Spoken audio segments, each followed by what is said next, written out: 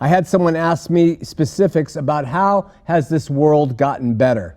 I guess this person had listened to a teaching I did at campus online and wanted justification for a claim I made that I think the world is getting better and not worse.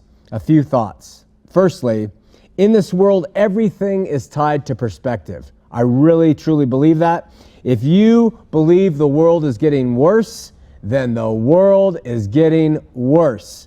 And I used to be this way. I used to read the paper in one hand, the Bible in the other, the news in the other, and I could see the world getting worse, and it justified my position, my perspective.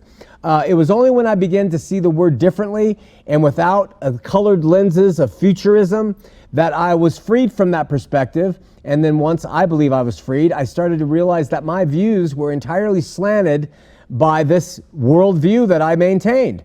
And so everything is truly tied to perspective. Secondly, when I say the world is getting better, I mean this in a general sense, and I attribute the world to getting better to God making it better. I don't believe humans we are advancing, and we are becoming advanced to where we are entering into a new realm where our brains are being used and we can walk through walls and all that new agey kind of science fiction alien stuff. I'm just saying I think the world has improved. I think this world, the fallen world, when compared to where it has been, is in a better fallen state than it's ever been. A better fallen state than it's ever been. It used to be that when a child got a cold, they would die. And they would add to the very high infant mortality rates of yesteryear. Not so much anymore. This is important. It used to be that we had debtor's prison, and somebody could go to those grungy dungeons for 10 years because they didn't pay their grocery bill. We've become a little bit more reasonable on those things, and luckily that's not there. It used to be governments could actually stomp on the necks of all who oppose them, and not as much anymore. That's a good thing. It used to be not very long ago that humankind could treat the world as its own landfill. They have a show called Mad Men. It all takes place in the 50s, and they have a scene where these guys, the family goes out to a park, and they do this on purpose, and after their picnic of fried chicken and soda pop and drinks, the family gets up and goes to the car and drives away. And I remember those days when we thought, well, someone will pick up the trash. We don't have to worry about that. We just litter. We would take our trash as we're traveling across the highway and throw it out the window because that's what you did. And we started to say, we're just, doing that thing in an area where we live. Why don't we start being a little bit more conscious? There's nothing wrong with that. God is probably not happy with litterers. And so that's an improvement. We have statistical proof that humans are starting to make some better choices relative to health and diet. We have statistical proof that the world is actually becoming less violent. Less, not more. So even with the immediacy of the news right in front of us for the world, it's like the worldwide headlines are in front of us. A kid in Afghanistan stubs his toe. We learn about it today here in Utah. It's easy to see the world cynically, but I think God has blessed us more and more and more as we strive to love each other, improve upon our circumstances in spite of ourselves. Today, fewer people are dying young. Poverty is still around, but extreme poverty is limited to some very special third world places. And finally, as compared with our even most recent past, even sexism and racism is starting to abate a bit. It's always going to be there. We're a fallen world and will always be there, but it's less. So where the world is still roiling in despair and difficulty, things are getting more reasonable, and it has markedly improved over the past 50 years, 100 years, 1,000 years, 5,000 years. Markedly improved. Okay? So just 100 years ago, they were using outhouses for bathrooms, you guys. We have plumbing, we have running water, and most of the world is picking up on that. My youngest daughter, talking about corporately, she works in a grocery store, and they have quarterly goals. This grocery store decided that if their store reaches the quarterly goal, Any monies made above that amount would be equally distributed to all the employees based on the number of hours that those employees individually worked. Now, they didn't have to do that. They could be as what we might some might call capitalistic pigs and say we're going to line the top end's pockets, but no, they said reach the quarterly goal and we will share with you. Why would they do that? Because they want to make an improvement. They don't just want to do it the way it's always been done. But take note, and this is very important. From what I can tell, there are still a few vestiges of old school domination thinking that continue to thrive out there. Banking is one of them. Banking's one of them. Wall Street is another, possibly still close.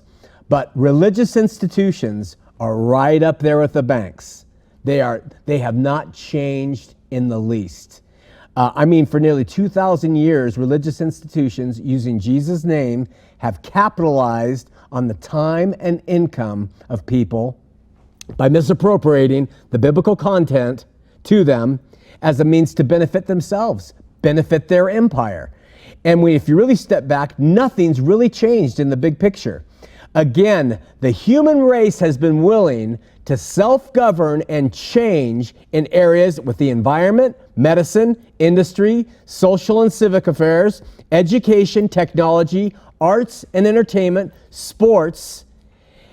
All have marked advances in the betterment of the sphere in their sphere of influence, but organized Christianity remains utterly capitalistic, utterly immovable, and resolute in its traditions, all in the name of God.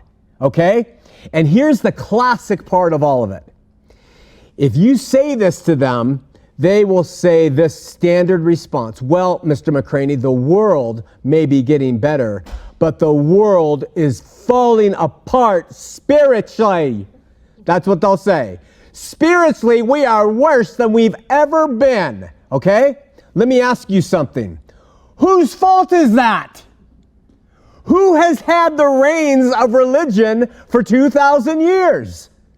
And yet, what are the results of them having the reins? Spiritual decline. So where the rest of the world has kept up, moved forward, said, okay, we're not going to leave our litter. We're going to share our profits. We're going to help with this and that. The religions have said, no, no, no. We're not sharing with anybody. We're not going to start easing up on people. We're going to continue to threaten them with eternal punishment, with Jesus' imminent return, with tithes, with dress codes, with moral obligations, or they're going to go to hell, my God. And let me tell you something. They're the ones responsible for the spiritual decline. Who's been in charge? They have. In other words, the religious institutions are the ones who have been at the helm for 2,000 years, and look what's happened. All because of their leadership. On the one hand, the churches are either empty. Go to Europe. Beautiful, monstrous churches are empty. Why? Because they built these monstrous churches, but they lack the spirit of love and God and Jesus to really keep the people wanting to learn more. So they're either empty, or they become cults, or they become mega churches that feed cotton candy, which leads to more spiritual decline. And we just keep allowing it to happen. The fault is two-part. First of all, we've allowed it. We've sat back and we've allowed the institutions to have their way, and the pastors and the leaders have fed themselves on the results. I think institutional religion, like banks, the last bastions, have to wake the heck up and need to change. And the only reason they have lasted this long, the religions, is because they've used God and sin and afterlife and imminent second coming for 2,000 years to terrify people into complicity. Only when individuals at the grassroots level rise up and refuse to play along anymore will institutional Christianity in this day and age change, and change for the better. Do pastors deserve an income? Sure, of course. They work for it. Are buildings necessary to hold church? Of course, in most cases. But church should just be church, and we've been talking about that. Not an empire, not an institution. Forget the denominational stuff, the dress codes, the tie, all that tripe. Forget about the church weddings. That's a creation of man. That's not even in something that we should be adopting for the church. We don't read the New Testament and and Sapphira and Jones had a church wedding, and Peter all this stuff is made up. Let's just get back to what it's about, Jesus and teaching Jesus. I'm not suggesting regulation by any means. I'm suggesting deregulation. Everything that has become regular, deregular it.